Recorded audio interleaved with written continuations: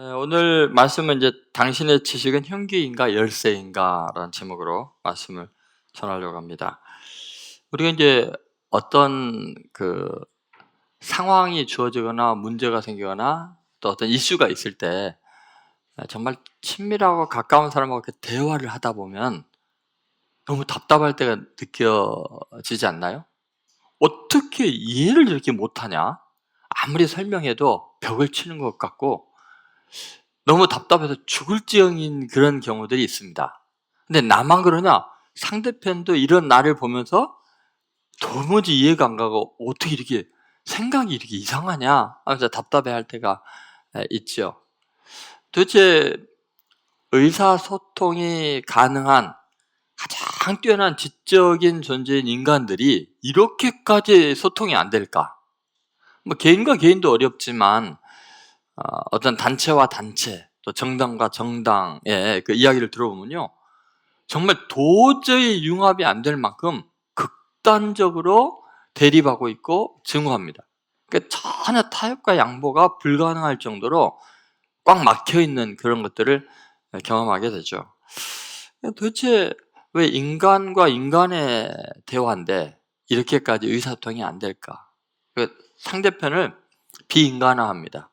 사람 취급을 안 하게 되는 극단적인 증오심까지 생기게 되죠. 오늘 본문에 있는 예수님과 이제 율법 학자들의 대화도 마찬가지고 그 앞에 바리새인과 예수님의 대화도 마찬가지입니다.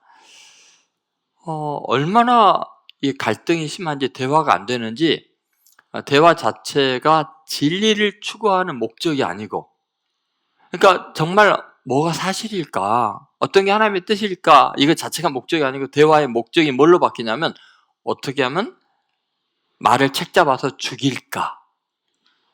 그렇게 완전히 바뀝니다. 정말 그래요? 한번 보세요. 예수님과 대화하는데도 그렇잖아요. 11장 53절, 54절 이렇게 나옵니다. 거기서 나오실 때 대화가 안 되죠. 나오셨을 때 서기관과 바리새인들이 거세게 달려들어 여러 가지 일을 따져 묻고 그 입에서 나오는 말을 책잡고자 하여 뭐예요?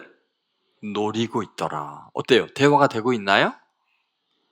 지금 책잡으려고만 합니다. 상대편을 악마화하려고만 합니다. 그러니까 이런 대화는 아무리 해도 상처만 더 깊어지죠. 대화를 할수록 한마디만 내뱉으면 그걸 꼬투리 잡아갖고 책 잡아가지고 어떻게 죽일까? 이건 대화가 아니죠. 다시 말해서 그 사람에게서 나오는 말 여러 가지를 분석하고 정보를 가지고 지식을 가지고 어떻게 해요? 찌르는 빗으로 쓰려는 거예요. 죽이는 칼로 쓰려고 하는 거예요. 지식이 칼이 되어 있는 거죠. 왜 이런 일이 일어나는가에 대해서 오늘 말씀을 통해서 보려고 합니다. 첫 번째는 타인에게만 겨누는 지식의 칼날입니다. 늘 타인에게만 날카롭게 겨누는 지식의 칼날이 있죠. 45절을 보면은 이렇게 표현되어 있는데 여러분이 한번 이 말씀을 읽으면서 어떤 분위기가 느껴지는가, 이렇게 말하는 율법 학자들은 어떤 전제를 가지고 있는가를 생각하면서 읽어보겠습니다. 같이 있습니다. 한 율법 교사가 예수께 대답하여 이르되 선생님 이렇게 말씀하시니 우리까지 모욕하심이니이다. 지금 예수님께서 바리새인들에서 화 있을 진저하면서 바리새인들 막 책망하고 혼냈잖아요. 그 앞에서. 그랬더니 그걸 듣고 있던 율법 교사 중에는 바리새인 중에서도 많이 있거든요. 서기관이라고도 하죠. 율법 교사들이 그 바리새인들을 막 책망하는 예수님의 말을 듣고는 자기네도 찔릴 거 아니에요, 그죠? 찔리니까 뭐라 그래요? 선생님, 이렇게 말씀하시면 우리까지 모욕하심이니이다, 이렇게 말하는 그 심리 상태가 뭘까요? 지금 찔리는 거예요, 안 찔리는 거예요? 자기네들이 찔리는 거, 그죠? 그러면 회개해야 되잖아. 바리새인들한테 하는 말이 나에게 하는 말이구나, 이렇게 받아들이고 회개해야 되잖아요. 그런데 지금 뭐를 시도하고 있어요? 바리새인하고 율법 교사들을 분리하고 있는 거예요. 이렇게 말씀하시니 우리까지 모욕하심이니이다. 이 말은 뭐예요? 우리는 저들과 같다는 거예요, 다르다는 거예요? 다릅니다라고 지금 이야기를 하는 거예요. 여러분, 이런 표현을 잘 한번 생각해 보세요. 지금 저들이 막 혼나고 있을 때 내가 찔림을 받아요. 그러면은 나도 저 말씀이 나한테도 해당되는구나. 하나님 잘못했습니다. 회개하면 될 건데 쓰는 방법이 뭐예요? 철저하게 그 말씀을 저들에게만 적용하고 찔림을 받으면서도 나하고는 상관없는 일. 그런데 그렇게 말씀하시면 우리까지 그렇게 지금 모독하시는 게 되지 않습니까? 이런 말은 그들과 나를 완전히 다른 차원으로 딱 분리를 하고 있는 거예요. 그런데 여러분 이게 무서운 게 뭐냐면요. 이 말은 지금 율법 교사들이 바리새인들을 죄인으로 몰아가는 거에 아닌 거예요. 우리까지 모욕하는 겁니다 라고 하는 것은 무슨 말이에요? 저들은 모욕을 받아도 되지만 우리까지 모욕하시면 안 되죠 이 말이죠. 그러니까 여러분 보세요. 저들에게만 적용을 하고 나는 해당이 안 됩니다 라는 말은 나를 방어하는 것 같지만 실제적으로는 어떤 거예요? 저 사람들을 죄인으로 공격하는 게 돼요. 그러니까 여러분 이게 되게 무서워요. 타인에게만 겨누는 지식의 칼날이라는 건. 여러분 이것은 나는 예외적인 존재로 생각하고 있는 거예요. 찔리면서도 저들과 나는 다릅니다. 그런데 이것은 나를 예외적으로 한다는 것은 나머지 사람들 다 죄인 취급한다는 거예요. 근데 우리는 이 사실을 모르고 이 짓을 너무 많이 해왔어요. 나는 너희들과 달라 이 말은 너희들은 나쁜 놈이지만 나는 차원이 달라 이렇게 되는 거죠. 근데 결국은 계속해서 나는 다르다, 나는 너희와 다르다라고 생각하는 한은 개선의 여지가 없어지는 거예요. 지금 찔림을 받아놓고도 우리까지 모욕합니다. 찔리니까 이런 말을 하는 거 아니에요. 그런데도 불구하고 다른 사람들에게만 지식의 칼날을 들이대니까 회개할 기회가 없어지는 거예요. 회개할 이유도 모르는 거죠. 우리는 저 사람과 다른데 왜 자꾸 그런 식으로 이야기하십니까? 이거 자체가 자신들이 얼마나 죄인인지를 스스로 폭로하는 거죠. 다른 사람을 정죄하는 것 같지만 실제로는 나도 지금 찔리고 있는 죄인입니다 라는 고백이 돼요. 근데 여러분 우리 인간들이 참 이상한 게요, 저도 그렇고 여기 앉아있는 여러분도 예외는 아닐 거라고 생각하는데 안 좋은 이야기를 들을 때 자동적으로 방어 기제가 작동해서 나는 거기에 해당이 안 된다라고 바로 생각을 하나 봐요.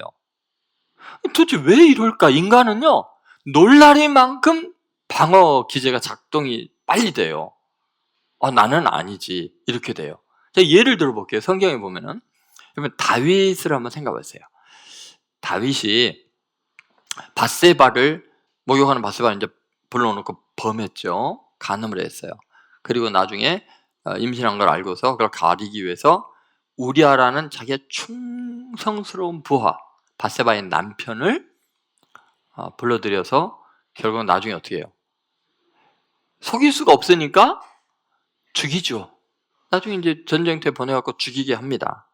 자, 그런 이제 악한 일을 했을 때 나단 선지자가 다윗 왕을 찾아옵니다. 나단 선지자는 다윗 왕에게는 가장 가까운 성직자예요.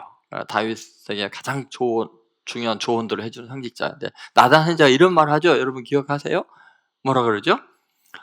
제가 지금 한 동네에 갔다 오는데 아주 나쁜 놈이 아주 탐욕스러운 부자가 있는데 자기 친구가 밤에 찾아왔어요. 찾아오니까 그 이웃에는 아주 가난한 노인이 한 명이 살고 있는데 암양 새끼 양을 자기 딸처럼 한 마리밖에 없으니까 딸처럼 키우고 자기 침대에서 같이 재우고 이렇게 그렇게 키우는데 이 부자는 양이 수천 마리가 있는데도 불구하고 그 가난한 자의 양을 뺏어갖고 잡아서 자기 손님에게 대접을 했습니다. 이놈을 어떻게 하면 좋습니까? 그러니까 다윗이 뭐라 그래요? 그놈 당장에 잡아다 내가 죽이겠다고. 어떤 놈이냐고 그래요. 그러니까 나단 선지자가 뭐라 그래요? 바로 당신입니다 그래요. 여러분 보세요. 나단 선지자가 그런 말을 할 때쯤 되면은 다윗이 마음에 찔려야 되는 거 아니에요? 지금 이 양반이 이거 지금 나 이야기하는 거 아니야? 그래야 되는 거 아니에요? 아니, 그렇지. 내가 참 왕이 돼가지고 그렇게 정말 우리와 같은 충성스러운 사람 아내 뺏고 죽이고 정말 내 이야기하는 거 이래야 되는데 오히려 화를 내면서 그런 놈은 죽여야 된다고. 그냥 나쁜 놈. 바로 당신이요. 말하기 전까지 전혀 몰라요. 근데 반대의 경우도 똑같거든요. 예를 들어서 이렇게 이제 범죄하고 자기가 강한 왕의 자리에 있을 때도 그렇지만 이제 자기가 피해를 입고 어려움을 겪을 때도요. 자기 이야기하는데 자기 이야기인지 몰라요. 인간은. 정말 인간은요, 어떤 정보와 지식에 대해서 자기에게 적용하기보다는 늘 남에게 적용합니다. 예를 들어서 다윗에게 가장 어려운 순간, 처참하고 비참한 순간이 오는데 그게 언제냐면 자기의 아들 압살롬 왕자가 자기의 큰아들 암논 왕세자를 죽이는 일이 생겼죠. 왜요? 암논 왕세자가 자기의 딸 다말을 범했기 때문에 그 압살롬이 자기 누이가 이렇게 고통받는 걸 보고서 암논 왕세자를 죽인 거예요. 그러니까 왕자가 왕자를 죽인 거예요. 다윗의 아들끼리 살인 사건이 난 거예요. 그러니까 이제 체포해서 죽여야 되는데 압살롬이 도망갔어요. 그리고 도망갔을 때 다시는 못 들어오게 했어요. 너 들어오면 죽인다. 그런데 어떨까요? 큰아들 죽었는데 또 압살롬까지 멀리 보내고 가장 보기가 훌륭한 아들이었는데 이렇게 돼버리니까 마음이 얼마나 아프겠어요. 그러니까 다윗이 공의 때문에는 용서를 못하고 자식 된 사랑 때문에 울고, 그러니까 요압 장군이 그걸 보고 너무 불쌍해가지고 굉장히 지혜로운 여인을 보내서 다윗에게 한 이야기를 하게 해줍니다. 그 이야기가 이런 거죠. 왕이시여, 나의 좀 억울한 일을 좀 풀어주십시오. 제게 아들 둘이 있었는데 한 아들이 다른 아들을 쳐서 죽였습니다. 그랬더니 마을 사람들이 와갖고 그 살인한 네 아들 남은 하나 아들도 내놔라. 우리가 그놈을 죽여야 된다. 살인자는 처벌을 받아야 된다. 이제 나는 과부이고 아들 하나밖에 안 남았는데 이도 죽게 되었습니다. 왕이시여, 나를 좀 도와주세요 하니까 다윗 왕이 뭐라 그래요? 그러면 내가 왕이니까 너 그 아들의 생명을 지켜줄 테니까 걱정하지 말고 돌아가라. 그랬더니 그 여인이 이런 이야기를 해요. 왕이시여, 그럼 왜 왕은 남에게는 자비를 베풀고 예외적인 사랑을 베풀면서 왜 당신에게는 그렇게 안 합니까? 당신의 아들 압살롬, 그도 불러오시고 죽이지 마십시오. 그런 이야기를 해요. 근데 다윗은요, 왜 왕은 그렇게 안 하십니까? 라고 할 때까지 자기 이야기하는 줄은 몰라요. 그죠?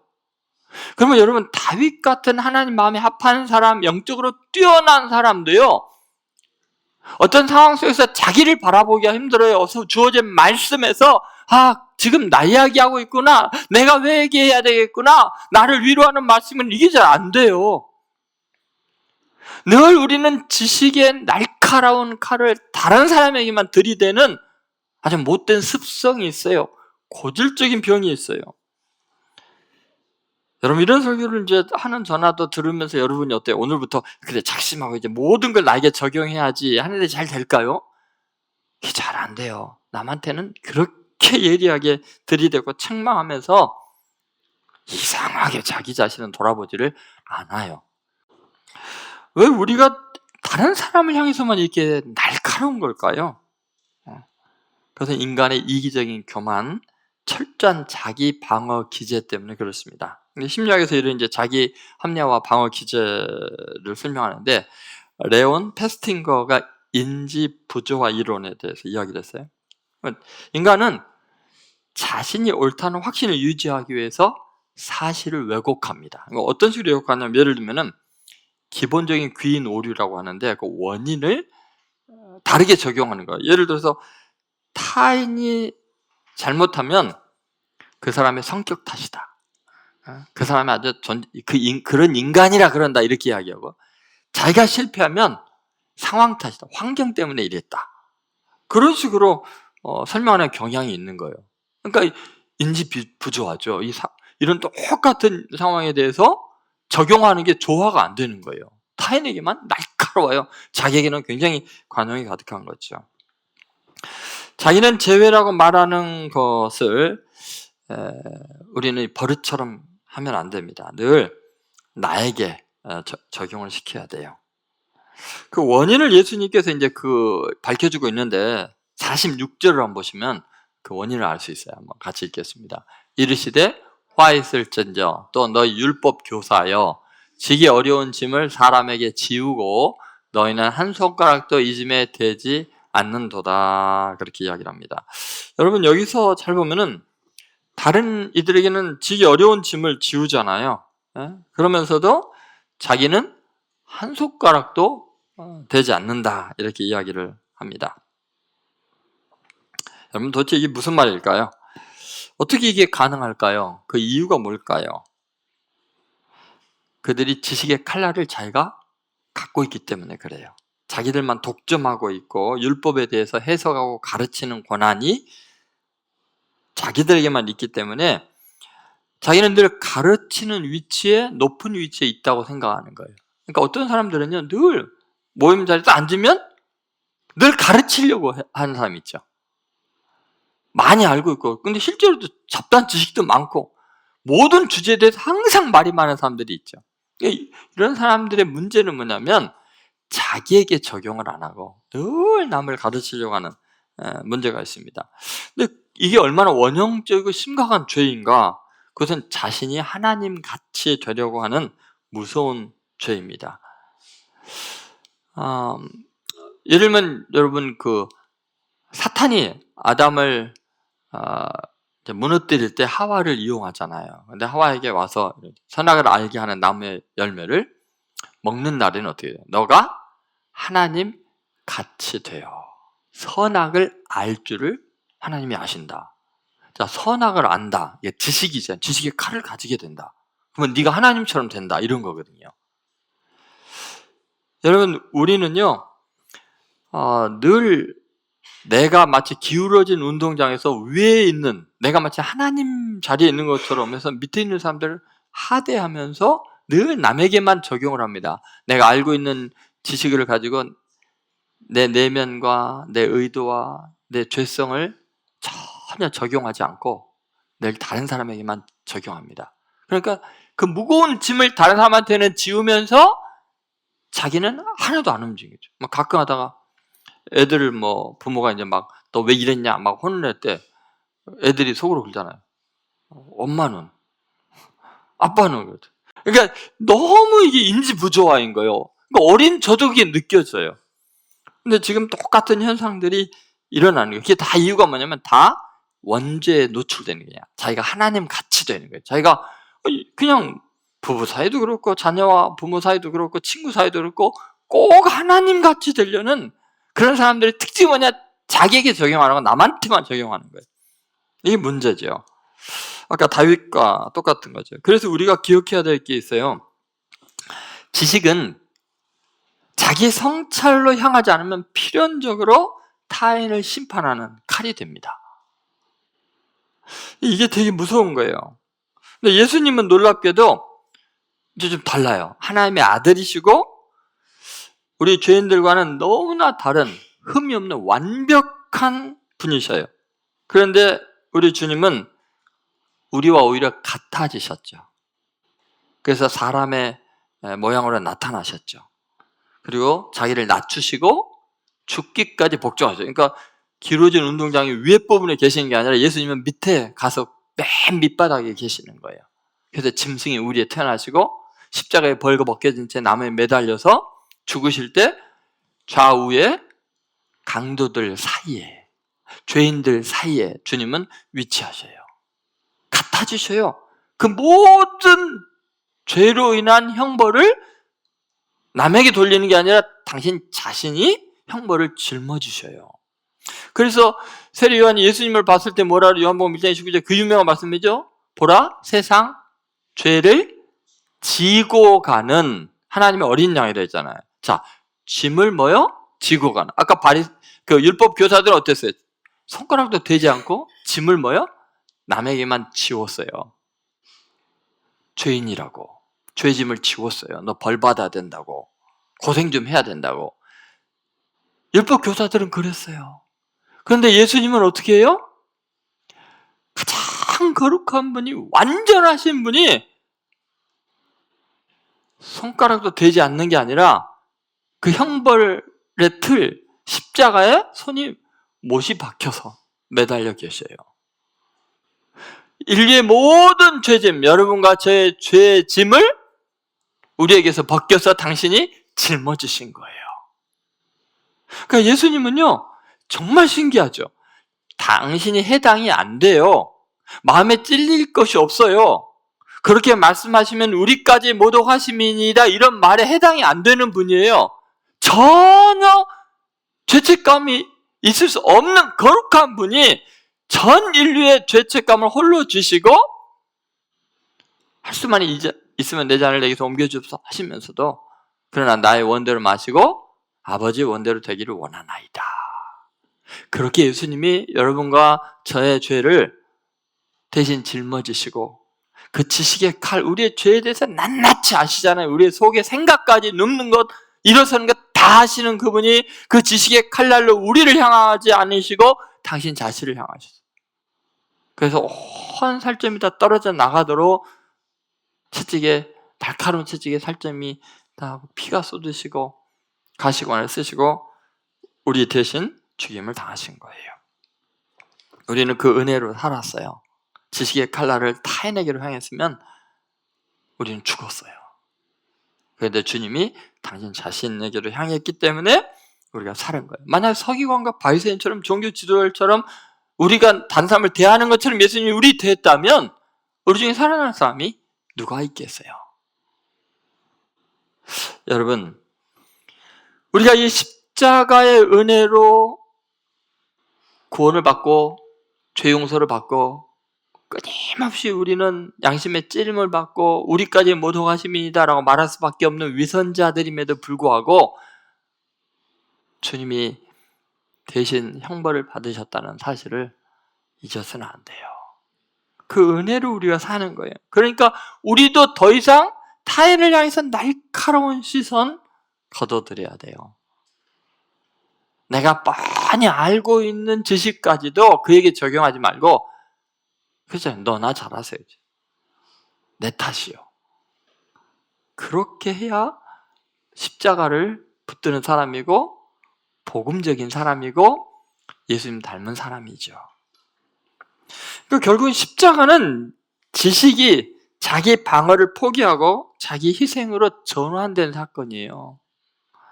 정죄하는 지식의 칼날이 구원하는 지식의 열쇠로 바뀌어서 우리 같은 죄인들에게 천국 문을 환히 열어주는 하나님의 능력이 바로 십자가인 거예요. 그래서 주님은 누구든지 나를 따르는 자기를 부인하고 자기 십자가를 지고 나를 따르라고 하셨어요. 자기를 부인하는 거.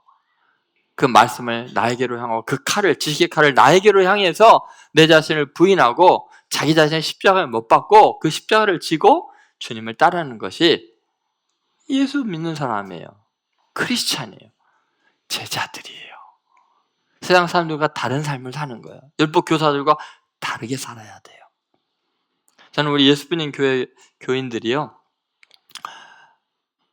정말 지식의 날카로운 칼을 갖기를 바라요. 그러나 그것을 정말 자기에게 칼날같이 대하고 다른 사람들은 지식의 열쇠로 그들의 앞길을 열어주는 복음적인 사람, 예수님 꼭 닮은 사람, 그렇게 세상에 하나님의 말씀을 편만하게 증거하는 성도들이 되시기를 주의 이름으로 축원드립니다.